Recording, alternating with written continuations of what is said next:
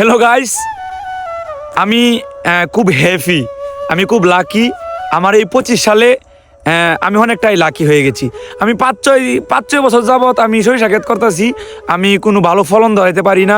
শহর থেকে মায়ার আয়া মনে করেন সরিষা ক্ষেতের মাঝে ছবি টবি তুললে আমার সরিষা ক্ষেত নষ্ট করে দেয়। একদম এমন টিকে নষ্ট করে, সরিষা ফলন ভালো হয় না। তো সরিষা ক্ষেত ভালো হয় ছবি তোলার পরে যে সরিষা ক্ষেত নষ্ট হয়ে যায়। আমি এই 25 সালে এত পরিমাণ হ্যাপি, এটা যে আপনাদের কাছে শেয়ার না করে আমার মনে করেন রাইতে ঘুম হইতো না। তো আপনারা দেখেন এই দেখেন আমার কত সুন্দর ভালো ফলন হয়েছে, কারণ কোনো মাইয়া ছবি তুললেও না, সরিষা ক্ষেত ভাঙ্গেও না, কত সুন্দর সরিষা ক্ষেত, লেভেল ফিনিশিং। তো আপনাদেরকে দেখাই আমার কত সুন্দর সরিষা ক্ষেতটা, দেখেন এই দেখেন কত সুন্দর ভালো ফলন ধরেছে। তো দেখেন এই যে